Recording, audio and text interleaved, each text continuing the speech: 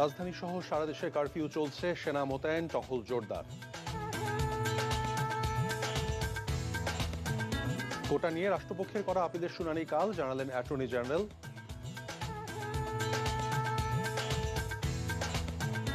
ছাত্র বিক্ষোভকে ভর করে বিএনপি জামাত সশস্ত্র ক্যাডার ঢাকায় জড়ো করছে, অভিযোগ ওবায়দুল কাদেরের।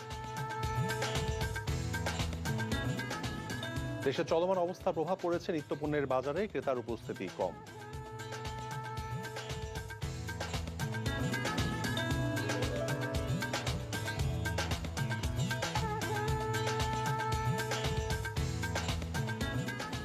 আসসালামু আলাইকুম, আমি তৌফিক হোসেন, স্বাগত জানাচ্ছি এনটিভির দেশের খবরে।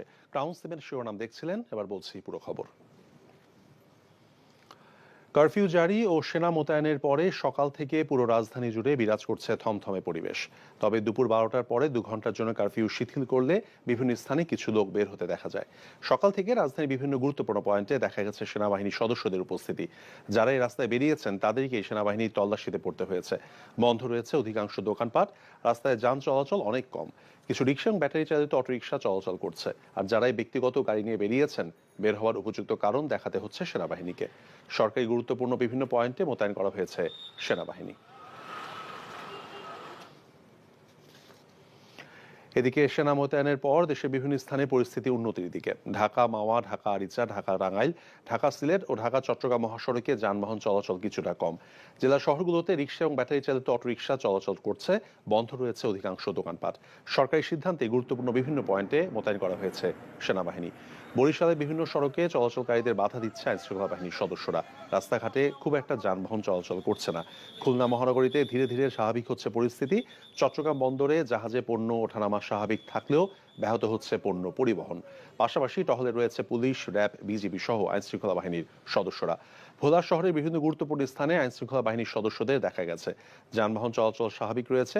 ময়মনসিংহ এবং কেরানীগঞ্জে আইনশৃঙ্খলা বাহিনীর টহল দেখা গেছে।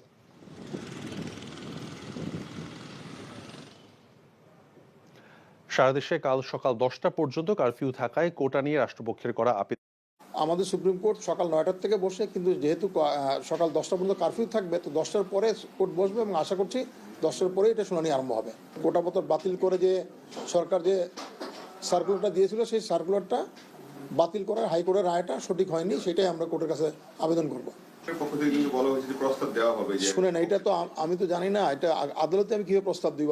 আদালতের কাছে তো এটা দেওয়া যাবে না। আদালতের কাছে আমরা শুধুমাত্র এই মামলার রায়টা সঠিক কি বেঠিক আমরা দেখাবো, যে কি কি কারণে এই রায়টা সঠিক হয় না, কি কি কারণে আইনের ব্যত্যয় ঘটেছে, সেটা আদালতের কাছে আমরা তুলে ধরবো। কোটা আন্দোলনের উপর ভর করে বিএনপি জামাত সারা দেশ থেকে সশস্ত্র ক্যাডারদের ঢাকায় জড়ো করেছে অভিযোগ করে আওয়ামী লীগ সাধারণ সম্পাদক ওবায়দুল কাদের বলেছেন, জনজীবনে শান্তি ফিরিয়ে আনতে সরকার বাধ্য হয়েই কারফিউ জারি করেছে। আজ এক সংবাদ সম্মেলনে তিনি এসব কথা বলেন। কোটা বিরোধী আন্দোলনের উপর ভর করে তারেক রহমানের নির্দেশে শিবির ছাত্র দলের সশস্ত্র ক্যাডার বাহিনী সহ সারা দেশ থেকে সন্ত্রাসীদের ঢাকা সিটিতে জড়ো করা হয়েছে এবং এই দুষ্কৃতিকারী এ সকল সন্ত্রাসী ঘটনা নেতৃত্ব দিচ্ছে। শেখ হাসিনা বাধ্য হয়ে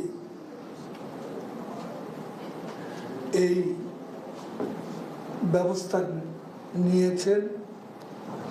আমরা দেশবাসীকে ধৈর্য ধরে সরকারের প্রশাসনকে সার্বিকভাবে সহযোগিতা করার জন্য অনুরোধ জানাব।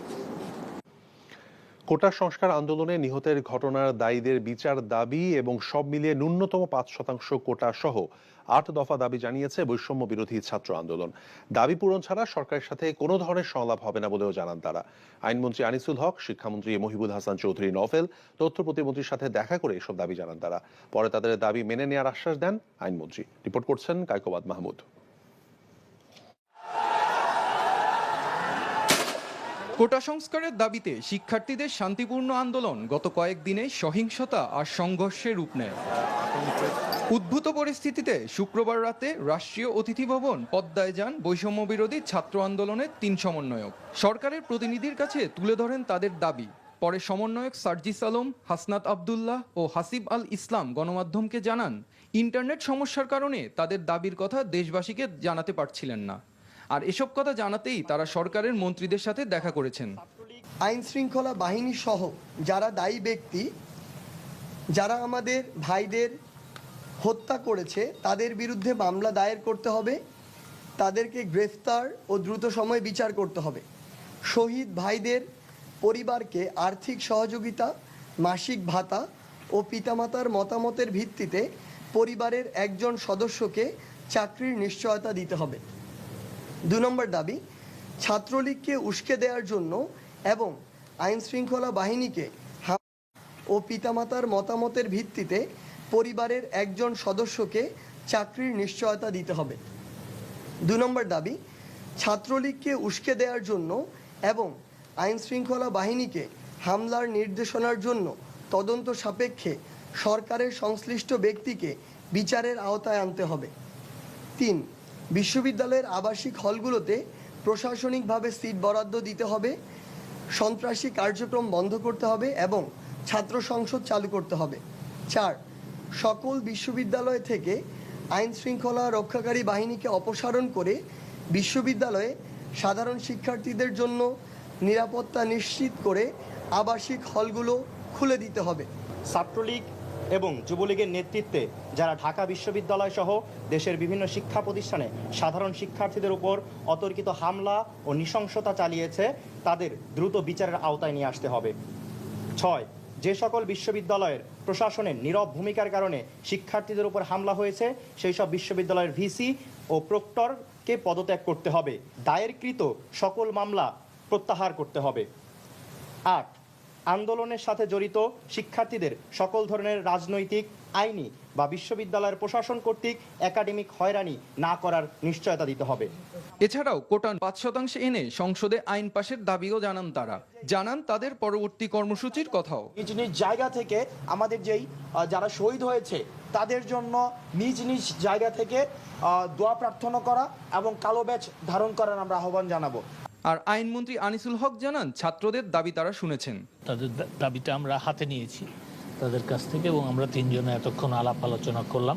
কোটার যে পরিমাণের কথা তারা বলেছে সেটা তাদের আমরা দেখেছি এবং দেখে এটার একটা যৌক্তিক সমাধানে যাওয়া সম্ভব বলে আমরা মনে করি। Kaikobad Mahmud, NTV news.